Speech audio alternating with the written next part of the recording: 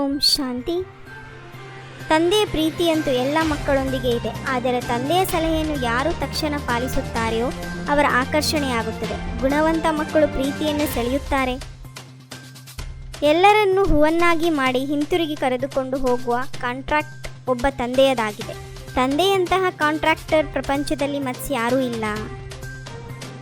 ತಂದೆಯು ಸರ್ವರ ಸದ್ಗತಿ ಮಾಡಲು ಬರುತ್ತಾರೆ. ತಂದೆಯು ಸೇವೆಯ ವಿನಃ ಇರಲಾರರು.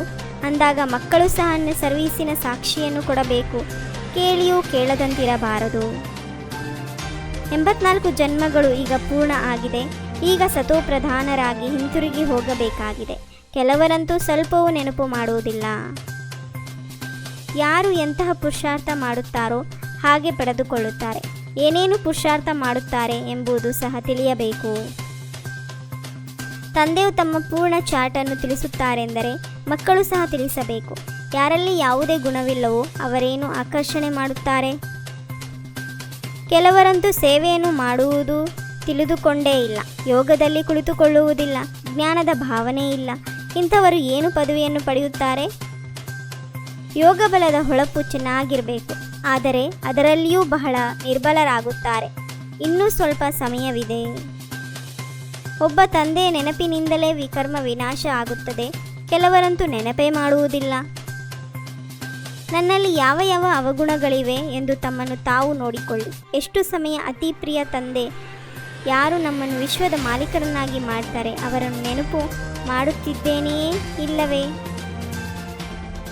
ನಮ್ಮ ತಂದೆಯು ಎಲ್ಲರಿಗಿಂತ ವಿಚಿತ್ರವಾಗಿದ್ದಾರೆ. ಇಡೀ ಸೃಷ್ಟಿಯಲ್ಲಿ ಸ್ವರ್ಗವು ಎಲ್ಲದಕ್ಕಿಂತ ವಿಚಿತ್ರವಾಗಿದೆ. ಸ್ವರ್ಗಕ್ಕೆ ಲಕ್ಷಾಂತರ ವರ್ಷಗಳೆಂದು ಹೇಳಿಬಿಡುತ್ತಾರೆ. ನೀವು 5000 ವರ್ಷಗಳೆಂದು ಹೇಳುತ್ತೀರಿ.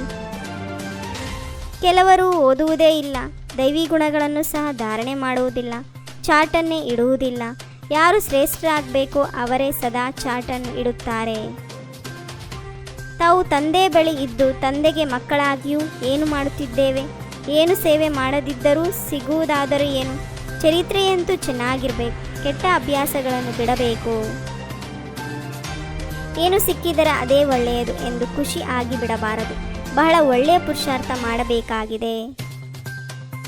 ಎಷ್ಟು ಆತ್ಮಗಳನ್ನು ತಮ್ಮ ಸಮಾನರನ್ನಾಗಿ ಮಾಡಿದ್ದೇವೆ. ಸರ್ವೀಸಿನ ಪ್ರತ್ಯಕ್ಷ ಪ್ರಮಾಣವನ್ನು ಕೊಡಬೇಕು. ನಿಮ್ಮ ಪ್ರಜೆಗಳು ಎಲ್ಲಿದ್ದಾರೆ? ತಂದೆ ಪುರುಷಾರ್ಥ ಮಾಡಿಸುತ್ತಾರೆ. ಅದೃಷ್ಟದಲ್ಲಿ ಇರಬೇಕಲ್ಲವೇ? ಅಸುರಿ ಗುಣಗಳಿದ್ದರೆ ಶ್ರೇಷ್ಠ ಪದವಿಯನ್ನು ಪಡೆಯಲು ಸಾಧ್ಯವಿಲ್ಲ. ಸತ್ಯುಗದಲ್ಲಿ ಯಾವುದೇ ಭೂತವಿರುವುದಿಲ್ಲ. ತಂದೆಯ ನೆನಪಿನಿಂದಲೇ ಎಲ್ಲ ಭೂತಗಳು ಓಡಿ ಹೋಗುತ್ತವೆ. ಪ್ರತಿನಿತ್ಯ ರಾತ್ರಿಯಲ್ಲಿ ತಮ್ಮ ಚಾಟನ್ನು ನೋಡಿಕೊಳ್ಳಬೇಕು. ತಮ್ಮ ಶೋ ಮಾಡಲು ಚಾಟನ್ನು ಇಡಬಾರದು. ಗುಪ್ತ ಪುರುಷಾರ್ಥ ಮಾಡಬೇಕಾಗಿದೆ. ತಂದೆ ಏನು ತಿಳಿಸುತ್ತಾರೋ ಅದನ್ನು ವಿಚಾರಸಾಗರ ಮಥನ ಮಾಡಬೇಕು. ಒಳಗೆ ಯಾವುದೇ ಅಸುರಿ ಗುಣಗಳು ಇದ್ದರೆ ಅದನ್ನು ಪರಿಶೀಲನೆ ಮಾಡಿ ತೆಗೆದುಹಾಕಬೇಕು. ವೈರಾಗ್ಯ ವೃತ್ತಿಯ ಮೂಲಕ ಈ ಸಾರವಿಲ್ಲದ ಜಗತ್ತಿನ ಸೆಳೆತದಿಂದ ಮುಕ್ತರಾಗಿರುವಂತಹ ಸತ್ಯ ರಾಜಋಷಿ ಭವ. ರಾಜಋಷಿ ಅರ್ಥಾತ್ ರಾಜ್ಯವಿದ್ದರೂ ಸಹ ಬೇಹದ್ದಿನವರಾಗಿ. ದೇಹ ಮತ್ತು ದೇಹದ ಹಳೆಯ ಜಗತ್ತಿನ ಮೇಲೆ ಸ್ವಲ್ಪವೂ ಸಹ ಸೆಳೆತವನ್ನಿಡಬೇಡಿ. ಈ ಹಳೆಯ ಜಗತ್ತೇ ಅಸಾರ ಸಂಸಾರವಾಗಿದೆ. ಯುಕ್ತಿಯುಕ್ತ ಮಾತು ಇದೇ ಆಗಿದೆ. ಯಾವುದು ಮಧುರ ಮತ್ತು ಶುಭಭಾವನಾ ಸಂಪನ್ನವಾಗಿರುವುದು. ಓಂ ಶಾಂತಿ. 21 ಜನ್ಮಕ್ಕಾಗಿ 21 ಪರಮಾತ್ಮನ ಮಹಾವಾಕ್ಯವನ್ನು ಆಲಿಸಿ ತಮ್ಮದೇ ಆದಂತಹ ಈ ಚಾನಲ್ಗೆ ಲೈಕ್ ಮಾಡಿ, ಶೇರ್ ಮಾಡಿ, ಸಬ್ಸ್ಕ್ರೈಬ್ ಆಗುವುದನ್ನು ಮರಿಬೇಡಿ. ಓಂ ಶಾಂತಿ.